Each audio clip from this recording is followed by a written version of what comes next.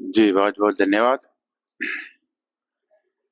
समाज एक विधिवत व्यवस्था है, सामाजिक व्यवस्था।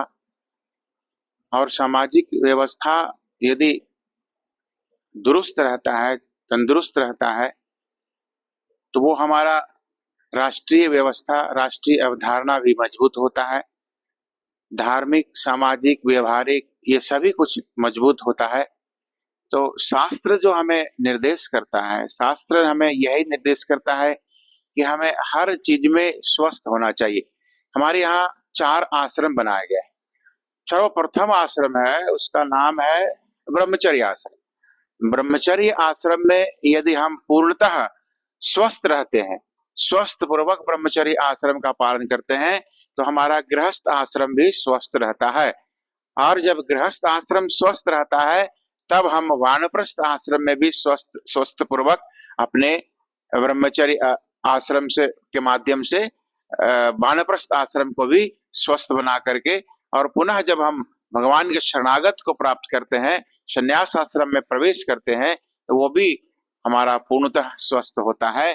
इसीलिए हमारे यहाँ जो वैदिक परंपरा है, सनातन परंपरा है, उस परंपरा के अनुरूप यदि हम अपने जीवन को यापन करते हैं, तो वो चारों आश्रमों को पूर्णतः स्वच्छ एवं स्वस्थ रखना अनिवार्य होता है, जिसके माध्यम से हमारा राष्ट्र, हमारा जीवन, हमारा धर्म, हमारा व्यवहार, हमारा परिवार, ये सभी पूर्णतः स्वस्थ होता है और सुदृढ़ होता है। इसी जो शास्त्र अनुशासन करता है, हमारे आचार्य जो अनुशासन करते हैं, हमारे जो परंपराएं जो हमें आज्ञा प्रदान करता है, इन्हीं सभी परंपराओं के माध्यम से जो हमारे जीवन में संस्कार उत्पन्न होता है, ये भी हमारे जीवन के लिए अनिवार्य है। जो 16 संस्कार है, ये भी हमारे जीवन के लिए अनिवार्य होते हैं।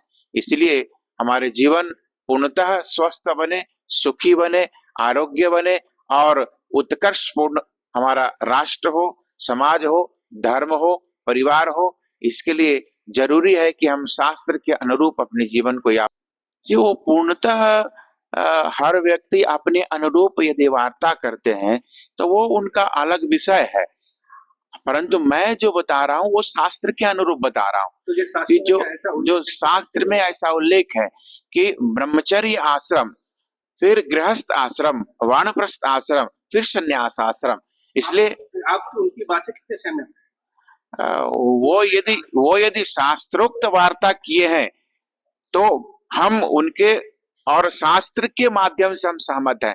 हम किसी व्यक्ति के वार्ता से हम सहमत नहीं है, बल्कि हम शास्त्र से सहमत हैं। यदि शास्त्र सम्मत बात यदि कोई भी करते हैं, तो वो हमारे लिए बहुत उपयोगी है, समाज के लिए उपयोगी है और आदरणीय है। और शास्त्र सम्मत नहीं है तो किसी प्रकार से हम उसका ज्यादा से ज्यादा हम बहुत ज्यादा समर्थन नहीं कर सकते हैं, जो कि उनका पर्सनल विषय है। तो अब इससे सहमत है या नहीं, जो उन्होंने बयान दिया है ब्रह्मचर्य वाला? नहीं, ब्रह्मचर्य तो हमारे सभी के लिए सभी के लिए उपयोगी है। तो शास्त्रों में है महाराज इसका? हाँ, शास्त्र में हम जो बता रहे हैं वो शास्त्र में विधिवत है। मगर कि उन्होंने बोला है कि कुंवारे रहेंगे तो बच्चे स्वस्थ रहेंगे, नहीं, बाकी जो भी वार्ता जो भी किए हैं, वो अपने शब्दों के अनुरूप, अपने प्रवचन के अनुरूप जो भी किए हैं, वो उनका विषय है। मैं वो बहुत अधिक बातों में नहीं जाना चाहता हूँ, और मैं जानता हूँ कि जो भी साधु महात्मा हो, धर्माचार्य हो, उनको शास्त्र के मर्यादा के अनुरूप रहना चाहिए। और हमारे जो शास्त्र मर्यादा बना करके हमें प्रदान किए हैं, उस मर्यादा का पालन करना अनिवार्य है। समाज को भी उस शास्त्र के अनुरूप चलना चाहिए। ये जो लोग बोलते हैं, चाहे वो कोई भी आचार्य हो, कोई भी कथावाचक हो, वो कथावाचक अपना स्वतंत्र विचार रख सकते हैं, परंतु उसके विचार से समाज नहीं चलता है। समाज शास्त्र के आदेशानुसार चलता है।